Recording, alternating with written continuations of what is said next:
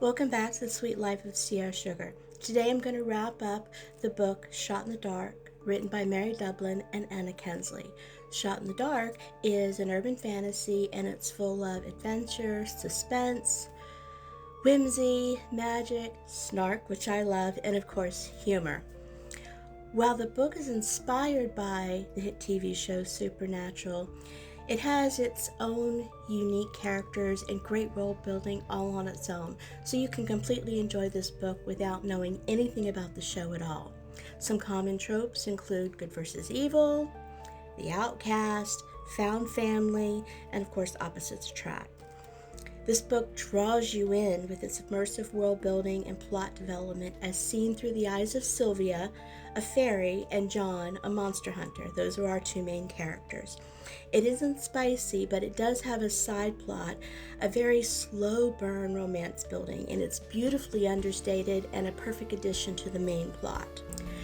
Personally, I completely enjoyed this story. It wasn't a fan fiction of Supernatural. It was its own individual, completely unique story that you can see elements or inspiration of Supernatural in the characters without it being a copy-paste or copycat. So that made it very fun. It was as if we were watching different hunters in the Supernatural universe taking on their own. These are completely new characters. The story is fun, it's funny, it's fast-paced, and it leaves you wanting more. And that's everything you could want in a great book. The story itself wraps up nicely. It doesn't end on a cliffhanger, but throughout the story, it hints at there's more going on. And I'm curious to see how that develops in the second book, which is already out. They're working on the third book. My question is this going to be a trilogy or is it going to be a larger series? Personally, I'm hoping for a larger series. For audiobook readers, Isabelle Ruther does a beautiful job with the voice of Sylvia. Ruther has pleasing voice and speaks with a natural cadence. Her breath control expertly allows her to convey the emotions, calmness, and even the urgency throughout the story. Oscar Reyes narrates from John's perspective. Oscar has a beautifully rich voice with a nice deep timbre. And normally that would be soothing to listen to. And this is where I deduct 1/4 of a star. He is not a natural reader. His reading style is best described as both rushed and hesitant at the same time. He has poor breath control, which causes pauses in awkward places.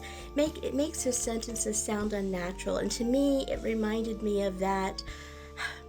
Sitting in high school English class and everybody had to read aloud, and at least in my class, some of the girls, but a lot of the guys, they were, I guess it went against the status quo of being cool, so they weren't the best readers out loud, and they kind of read real fast and rushed through, but then they had to stop and catch breaths, and it gave their reading a kind of awkward place to pause in a sentence and broke up the story so it wasn't as pleasing to follow through.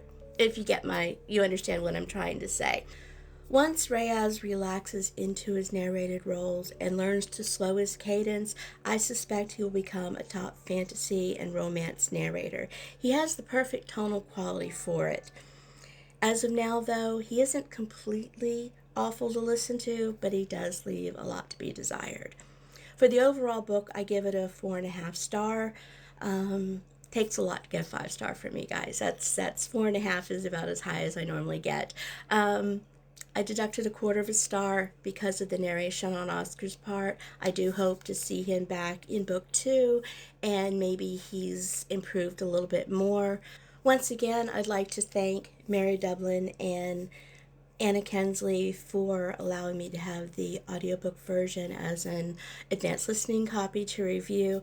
I really enjoyed the story and I can't wait for book 2. If you enjoy urban fantasy, if you enjoyed supernaturals, if you enjoy supernatural adventures, thrillers, fairies, werewolves, all that kind of stuff with a little bit of humor mixed in, this is definitely the book for you to listen to. Go check it out at your library or find it online or at your local bookstore. So until next time, forget the destination, enjoy the journey, and live the sweet life. Bye.